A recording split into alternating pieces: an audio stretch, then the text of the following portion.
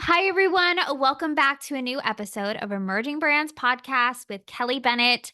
I am your host. I am a nerd for brand strategy. I love speaking to founders, learning about their brand story, their strategy, their insights of the coolest CPG brands that I see on the market right now. Jen Arsenault is the founder and CEO of Potluck. If Especially if you're in New York City, you've seen her product in all the cutest, coolest shops around town. It's in my personal pantry. And Jen, I am so happy that you're on the show today.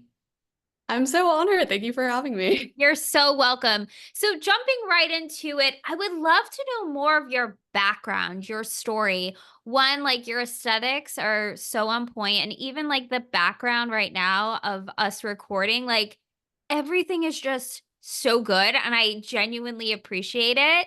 So, what is your background? What is your story of becoming a founder, and a little bit about your career as well? That's so funny. My mom painted these, so she'll be very happy that you said that. Thank you. Okay, I'm a big fan of your mom's artwork. Me They're too. That's stunning. why They're it's all stunning. over our apartment. Yeah, my background's been very weird. I would say I have not stuck to anything for too long. So I was pre-med in undergrad. My first job in college was a barista.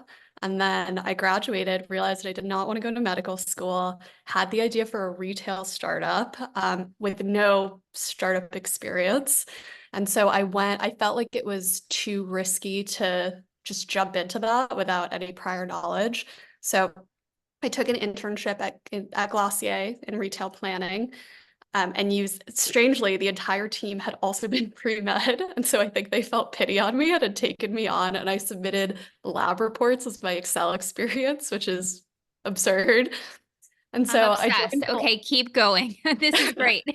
I joined Glossier in 2018, and that was, very exciting time for Glossier in the new Soho office. And so it was a great experience for me and seeing what a 120 person startup, well-funded startup that's growing looks like. But I think the first day I decided that retail planning was not for me. It was a little too structured for me. It was a lot of Excel. It sort of felt like being pre-med. I felt like I was being boxed into a very specific skill set that I felt like I could learn, but just didn't have a lot of interest. But I loved operations. And we sat within the operations and logistics team, and I just loved like hearing the phone calls of like trucks moving and international supply chains. And I just thought all of that was super interesting. I decided to leave to pursue my retail startup and raised a little bit of money for that. Had no idea what I was doing, hired employees who were older than me, just was very confused about how to lead a team and shut that down during COVID. And then post COVID, or at least during COVID, I wasn't sure what to do because I had this weird bag of skills and in some ways no skills. And so I decided to go into freelancing. And so I freelanced at a million, I can't even tell you how many places I freelanced at. I freelanced at makeup companies, sneaker companies, agencies. I did operations, ecom management, project management, product management. I sort of ran the gamut of freelance work. But I think even though it didn't make sense to me at the time, I think all of that knowledge is helpful now. It applies to me with what I'm doing now. And I think helped me ultimately like build a brand and know how to work with designers and developers and Shopify and all of those things.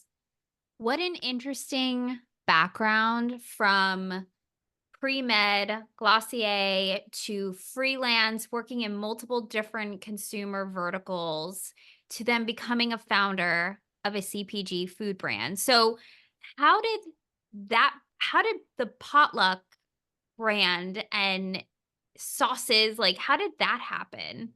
Yeah, no, that's a good question. I think when you sort of shut down a venture, that's very hard for the ego. And so when I was shutting down my Absolutely. venture, I told myself I was never going to start anything again, that I just didn't think the founder lifestyle was for me. I didn't think raising money was for me. That experience of being beholden to investors was like very stressful, those relationships. And I felt like I had failed in a way. So I felt like it was my duty to then figure out a career path that I could invest in and just sort of stay in. But even as I was shutting it down, that was probably around the time that I had the first idea for something like what would eventually become Potluck. Um, Something in the Korean food space. That's something I was really passionate about. That's something I grew up with. That felt very personal to me. And the ideas were there and the gears were turning, but I think the motivation and also just frankly the barriers that had to be overcome in order to make that happen just felt insurmountable. It's like, how do you source the right ingredients, like find the right products, like work with the right vendors? And at that time, I wanted to create new products because that's what was most exciting to me. And so I thought, this was pre-OMSOM. I was thinking like we could customize our own simmer sauces. I had all of those types of ideas, but R&D is so expensive coming up with something from scratch. And so it sort of just sat there as an idea for years, for a long time, as I thought about it and thought about what needed to happen and how I couldn't do those things. And so it sat there for a long time. I interviewed for a job at Fishwife very early on, Very cool. and because I loved what Fishwife was doing, and I just thought that working for an up and coming CPG company would be fulfilling to me. That job didn't work out, though I did end up freelancing for Fishwife for 6 months a couple years later. But I think I think it just took time until I felt I was ready to really pursue it. But I will say, I mean, I did try to get a more stable job in the Korean food space. I emailed Korean food companies that were importing to the US because I felt like they were missing a large market. And I felt like the branding wasn't quite right, that they could sort of tweak what they were already doing and reach a wider audience. And nobody responded to me because I didn't have, direct food experience. So I think it was from a long period of time and from trying to figure out another way that I could be in the industry, I realized like no one else is going to do it and no one else is going to respond to me. So I might as well do it. What a cool spirit. And I think so many founders and entrepreneurs can resonate with that. I know I can. No one was really giving me an up bat. So I was like, I'll do it myself. I I'll figure guess it out myself, And I think that is a really great place to create from because you're like, I got nothing to lose. Let can't me hurt. just try it. And so, what did you see as the big market opportunity, some differentiators that you're like, there's a gap in the market. I don't see many Korean sauces in the shops that I like to go to, or, having these products that are getting imported from Korea, but there's still this opportunity that I feel like they're missing. Like, what was that market opportunity and those differentiators that were really coming back to your like, okay, I need to do this? I mean, there was a big discrepancy. I grew up in Fort Lee, New Jersey, which, if you're not familiar, outside of LA, North Bergen in New Jersey has the highest Korean population in the US. So Oh, I, interesting. I grew up speaking Korean at my public school, and at home, my mom and I would speak Korean, and we'd go to Korean restaurants, and like you could exist in Fort Lee not speaking English at all. Wow. Maybe not now, but at the time when I was growing Yeah. up. And so there was just a huge discrepancy from what I would experience in the grocery store, what I would experience in my day-to-day life, and then going into New York City. And that was just a completely different experience. And so I sort of felt, I actually wrote my college essay on this, on looking more American and being Korean and feeling the divide between those two worlds, especially in a place like New York. So I felt like, in New York, there was all this cool stuff that I wanted to do. And I was very into film photography in high school. And so I would go into the city and go to these museums and talk to these people. And then I'd come home and I'd be speaking Korea. And there was just this whole other life that I was living. And I never felt like there was an opportunity to merge those two worlds. I It happened over time, but when I was in middle school, I saw Korean beauty start to become more popular with Mhm. BB creams and sheet masks and CVS. And I'm forgetting the name, but there was one woman that sort of headed that spear, especially for CVS. And so that was kind of a watershed moment. I was like, oh wow, like Korean beauty is in department stores. Like that's so Right. bizarre. Like I would never expect that. And the same kind of thing happened for K-pop. I was like, who is Mhm. listening to K-pop? Like people listen to music in a language they don't understand. That's crazy to me. So I'd see more recently Korean dramas on Netflix. Like it happened one after the other. And it's Right. not Though I love food, it's not that it had to be food. I just felt like there was this huge white space in food that no one was addressing, and it's something that I was passionate about. And so that's why I decided to do it. But I mean, especially the products we launched with gochujang and samjang, and then even doenjang, which is the third most common paste or sauce in Korea that's used for cooking. That packaging has not changed since the 70s. It comes in like a very signature tub Right. that has like associated colors with each Hmm. product. And there are a few large Korean corporations that manufacture these tubs for mass market globally. And they're cheap and they're filled with corn syrup and preservatives. And every Korean household has one, including mine when I was growing up. But it's not the same as like the best quality product that you could have. It's far from it. It tastes completely different. The way that it looks is different. And so I think that combined with me getting older and seeing brands like Fishwife, Graza, and having all of them in my pantry, I was like, I want the product that I know that I grew up with, that came from my mom's family, that was handmade. I want that. I want the cute packaging, and I want the Right. brand to be able to create a community for Korean food because I just feel like that's so lacking right now. So I'm obsessed with your whole story. So when you felt that passion, you're like, okay, I see the pieces together. I see the opportunity. And you were saying that there was also ideas for sauces, but just the idea of R&D and creating your own formula just felt really overwhelming. What was the thing that you started doing to help actually jar the sauce and get I mean, your branding is so good. It really stands out. I was saying before we hit record, my girlfriend and I, whenever we go to a cute shop and we see your product, we always point it out and like I'm always such a nerd and like take a picture. It's so good, really genuinely, and it's a great product. So how did you go from like, okay, I have these ideas on a piece of paper and now I'm seeing them in all the cute shops around the city. Can you give us like the overview of that strategy? Yeah, I don't know that it was a strategy as much as I fell into it. Okay, so I've decided to do it now. Nothing's going to stop me. I had saved $15,000 from freelancing, and I was like, okay, I'm going to see how far this $15,000 gets me. And the answer is not very far. But I do speak Korean and I can write in Korean, but maybe my business Korean isn't as advanced as it could be. So I was writing these emails and reaching out to vendors in Korea to order samples, and they were sort of a couple maybe, but not super excited about what I had to offer, and especially for getting on a call. Like, the Korean language is very interesting. In some ways, it's very easy to learn, and in others, like the higher level, it can be harder because if you're speaking to someone older than you, if you're speaking to someone in a business context, like the words are actually different. Oh, So interesting. and the tenses are different. So I was very concerned about offending and not coming off as professional as I wanted to. And so I knew that I needed some amount of support, even if I can read the emails as they come back, just to feel like we were providing more professional presence, even though it's like me and another person on a Zoom call. um, so I had to find support. I hired a friend of a friend who was a Korean translator who was very helpful in emailing, but didn't feel comfortable joining calls.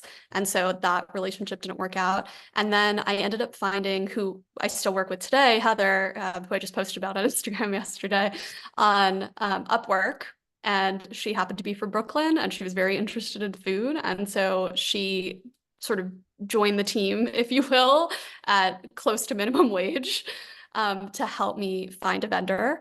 And it took a long time. It took months. I mean, we were reaching out constantly, ordering samples that we were putting on my credit card to air freight over here so that we could taste test them. Once we had enough, and we felt like, okay, from this batch, this is gonna be our starting point. We taste tested a bunch of products. We chose a couple that we were like, okay, we could tweak these for our needs. Initially, I'm actually talking about this more next week in an operational nightmares specific podcast situation, but originally we wanted to use aluminum tubes and Oh. kind of like tomato paste, sure, Yeah, like yeah, yeah. typically in. And so all of our initial designs were based off of that. And I can get into that if you're interested, but it was Yes. I I didn't know this, but tomato paste companies have all of that equipment in-house typically. And so finding a tube filler that would agree to do a test run to fill our tubes was very difficult. I think I emailed every single tube filler in the country, maybe 300 people, and one Wow. agreed to do a test run with me. And so we shipped the product from Korea to do our test run. We had to order tubes. And they filled fine, which was kind of unclear because our product's a little bit chunky, and you usually want a uniform product for tube filling. And then I left for the weekend and came back, and because we're working with a fermented product, they'd all exploded when I came back to my No. when I came back to our, so that's why we moved to jars, was not because that was the initial plan, but because we just couldn't, we could do it. We could fill the products less. But I think at the price point that I was trying to reach and the amount of Right. product you would get, I was like, do people really want to spend, $18-20 for something that's like half as much product? Like, I don't think so. So Yeah. we ended up pausing on the tubes, which was a really hard decision because everyone was so excited. I mean, the designers were excited about it, I was excited about it, and it was very painful to let that go just because it just felt so original. But it was just it was also too expensive. It was too expensive and it was too logistically complicated. So that's how we decided jars. And then we found our vendor, we solidified our vendor. We had to tweak one of the products because they weren't going to be shelf stable. So we did some more back and forth there. And then we placed an order. I mean, we placed an order, we got the order, and then we were like, oh crap, we need a website. And then we made a website. You're doing I love stories like this, and thank you for being transparent and authentic of like we had this one concept, we were all really excited about it, but literally it exploded, so we had to pivot, right? And I think just sharing those moments help other founders or soon to be founders be like, okay, I can wrap my head that it might change and it might evolve and it might take different shapes, but it sounds like you had a very clear vision of what you wanted to build, and you were willing to take different paths there in order to figure out what would work best and not being too romantic that it had to be one way and stopping everything. You pivoted, went to glass jars, and now you're able to go from there. Yeah, I think if we had had $1 million in the bank, we could have forced the issue. But in some Right. ways, I'm glad that we didn't because it forced us to be more, I don't know what the word, just more streamlined in the operations and make it a little bit easier.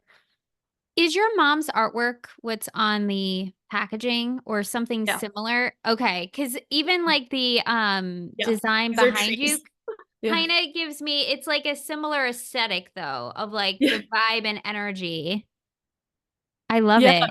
yeah. Well, Um, I guess that makes sense. I mean, these are trees, and the packaging was inspired by Korean traditional wrapping cloths, which are called pojegi, and so they're kind of also boxes and structural. okay, because I feel like there's like a thread even when because again your packaging is so good, and so when I saw the artwork behind you I'm like wow, even the aesthetic behind her is on brand, like everything just feels very cohesive. So you got a website, you have the product in a jar.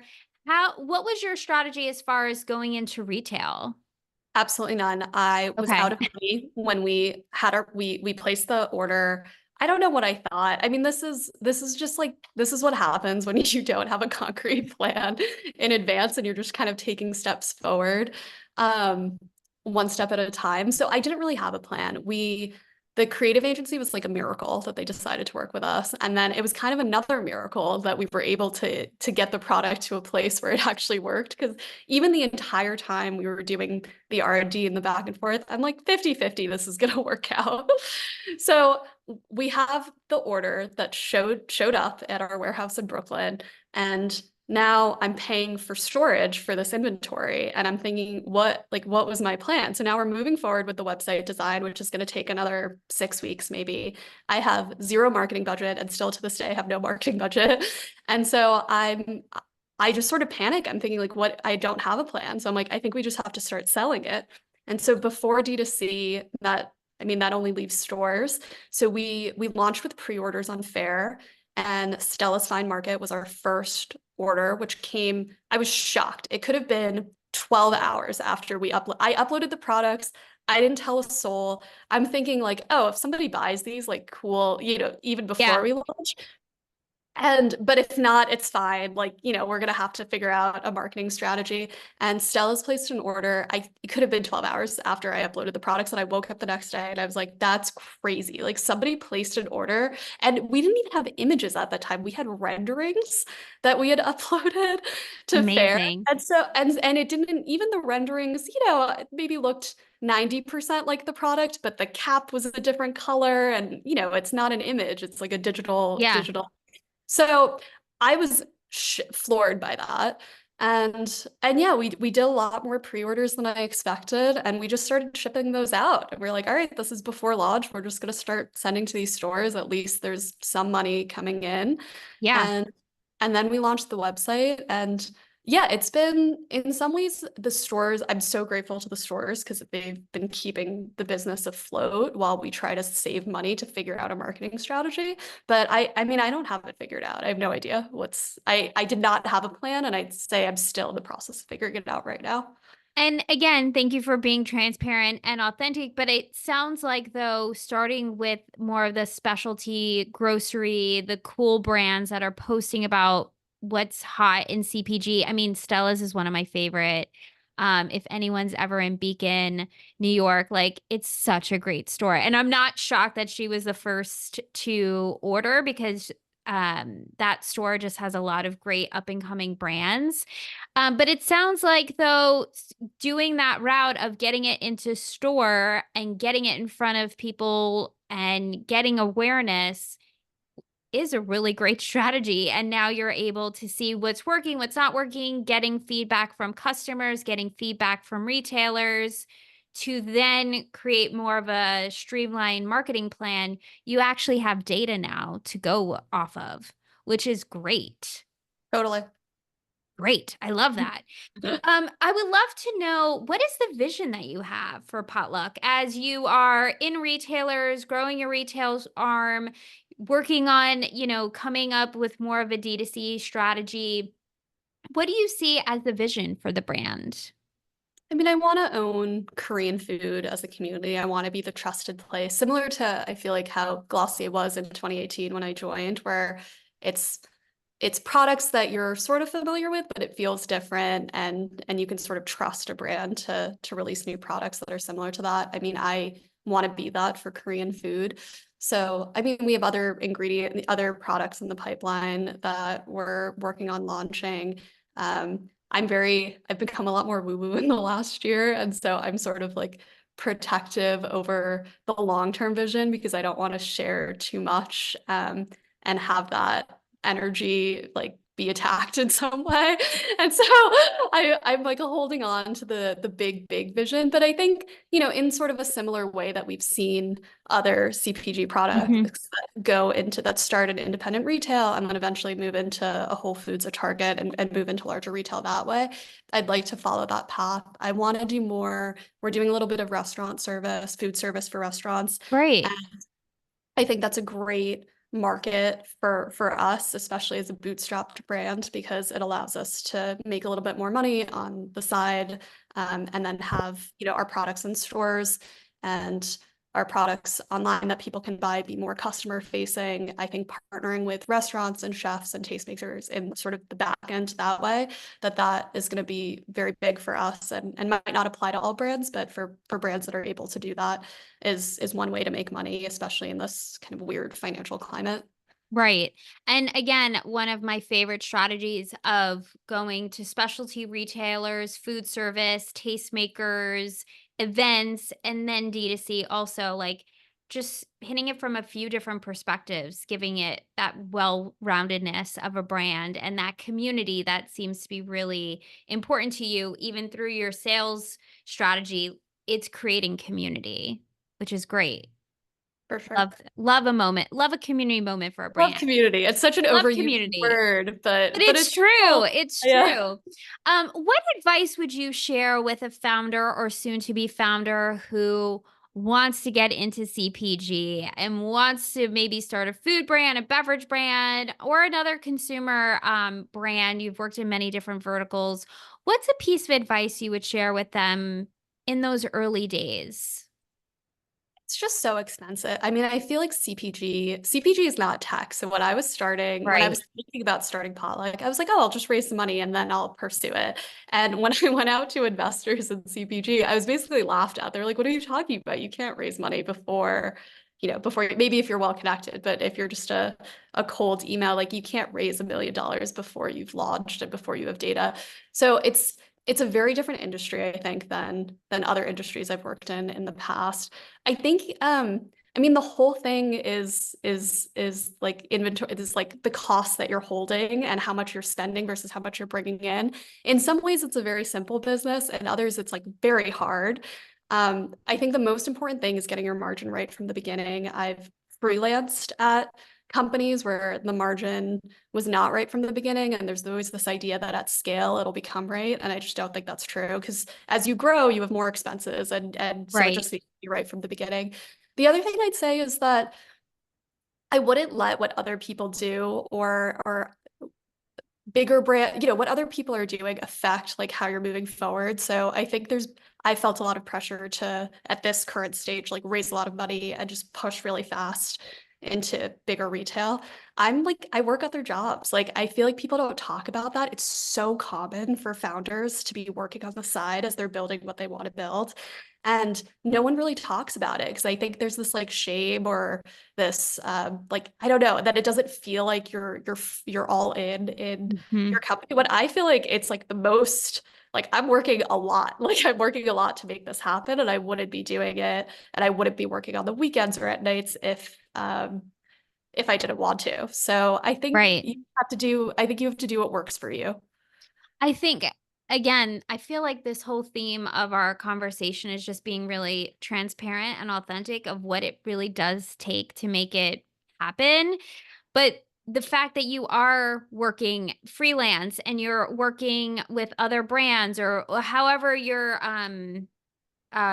business is structured to help support this brand that you're building from the ground and bootstrapping, I think is just a testament of how much you believe in it and how Totally. much you feel the value of it. And I totally agree. I used to have that pressure on myself over the years of like, if I wasn't all in doing one thing, that I wasn't a real entrepreneur, it's probably taking me longer because I used to have that pressure on myself. But I think that the more that we have these conversations, it helps people see different perspectives of that path, that it's not just one size fits only. Like there's all different ways to making it work. And your path is just really cool and inspiring. Oh, thank you. It's true.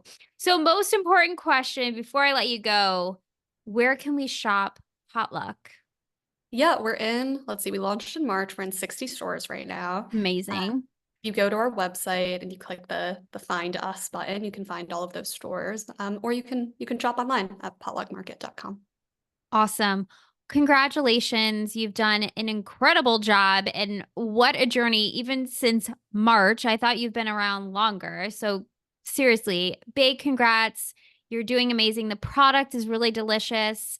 I personally love it. And just thank you for sharing today. This episode I know will be a favorite for many founders or soon to be founders. And I just appreciate your time and sharing your story. Thank you. This is my first podcast. I'm very Really? excited. Yeah, You did I'm an amazing job. of course I'm doing one on Monday or Tuesday, another one, but this will forever be the first Potluck podcast. Thank you so much. I'm even more honored. Congrats on your first podcast. And thank you, everyone, for listening. If you haven't already, go get your jar of potluck. And thank you again, Jen. You did awesome. And I can't wait for another conversation of like next year of seeing where potluck is. Oh, thanks, Kelly. You're welcome. Bye, everyone. See you next week.